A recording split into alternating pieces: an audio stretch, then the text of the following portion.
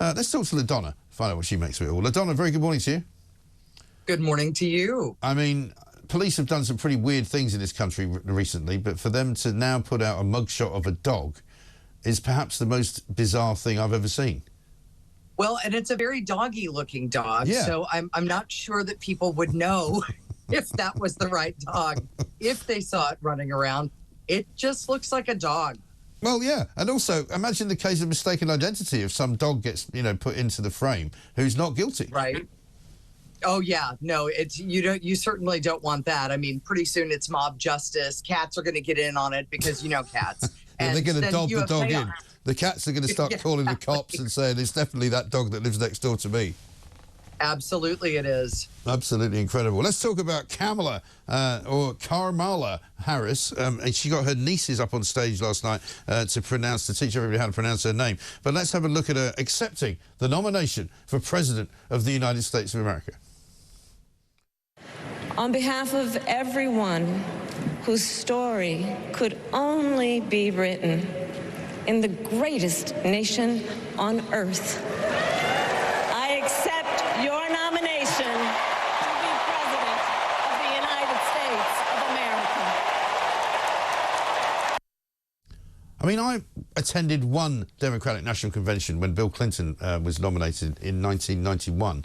And, I mean, it was a pretty amazing experience, I must say. But this convention looks like a total and utter love-in.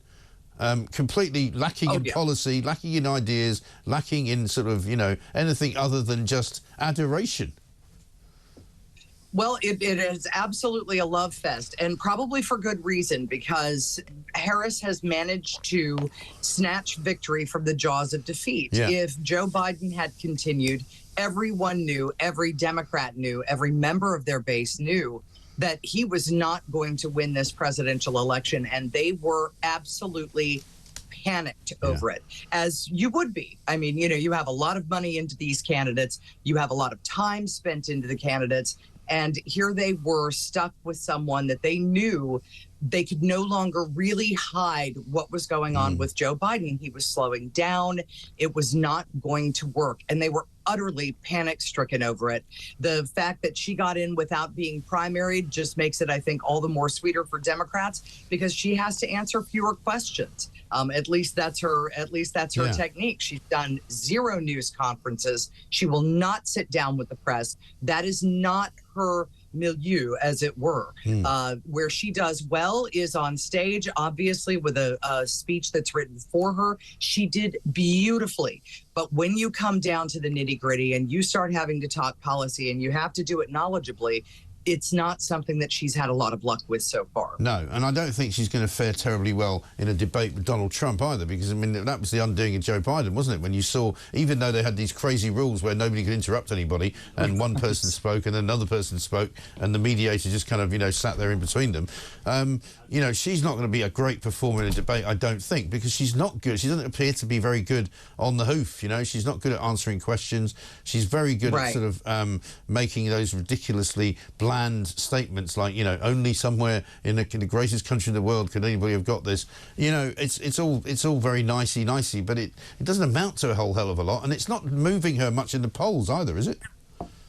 It's moved a little bit. So there are a couple of battleground states that are really key for the Democrats to win. Arizona is one, and Pennsylvania is the other. And that's why you're seeing the candidates spending so much time in both of those states. They have got to win them. They're populous, and they must get them to get the electoral votes. You know, the problem with Arizona is the border, and that is a big sticking point, whether you're a Democrat or a Republican in a border state. And she was meant to be in charge of the borders, wasn't she, even though she now denies that was her job? Indeed. Joe Biden called her the border czar, and it has been utter and complete chaos, and that's been a major problem. It's, you know, we want to talk policy. Okay, let's talk foreign policy. She managed to go ahead and tell, you know, Israel that she was going to be on their side, but also the Palestinians in Gaza that she was going to be on their side too. You're talking out of both sides of your mouth, and one does not coexist with the other, as has been made beautifully, beautifully apparent to all of us after what happened on October 6th. So, you know, when it comes to policy and people digging in, she's going to have trouble. Yeah, absolutely right. Let's have a look at what she had to say about Donald Trump last night.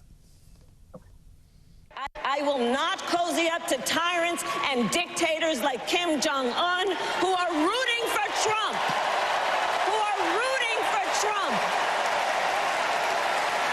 Because, you know, they know he is easy to manipulate with flattery and favors. They know Trump won't hold autocrats accountable because he wants to be an autocrat himself. I'm not quite sure what flattery and favours that Kim Jong-un was able to give to Donald Trump, but I mean, he did manage to get a peace deal out of him, didn't he? Yeah, none that I'm aware of. You know, I mean, North Korea hasn't really got much that Donald Trump wants, I don't think, do they? I don't think so either. You know, I think with Vladimir Putin, he could have been a little bit more aggressive, but yeah. Kim Jong-un, I'm a little bit baffled by this. Yes. You know, if you were to go through and fact check everything, you know, she went after Donald Trump saying, oh, his rich friends, like Democrats don't have any rich friends. Yeah, right. Please. I know. And pardon me. You know, the Obamas have 4 houses. Kamala Harris ain't doing bad. Right. You know, also Nancy Pelosi, and Nancy Pelosi, if I'm not mistaken, has a fridge that's worth $26,000. It's worth a lot of. It's worth more money than any fridge that I will ever own in my life. Yeah, and well, it's worth more money than most people. Owned. Yeah, it's worth more money than most people's cars. You know. Right. Yeah, it's you know, it's going to be an interesting race, and so far they have only agreed to one debate, and that is the previously scheduled debate. So we'll have to see what happens in that particular debate. Again, I think that she owes the American public a lot more. She didn't really move the dial on anything outside of firing up her base, and her base was that crowd.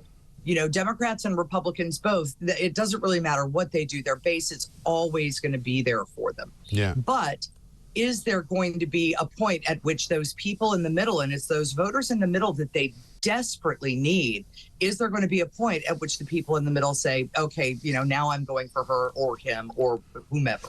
Yes, I mean, I think that point will be the debate, and that's why I think she will still lose, because I think he will win that debate and then he will win the White House back. But great to talk to you, LaDona. Thanks very much indeed. LaDona Harvey there, host of the Kogo News Radio breakfast show in San Diego.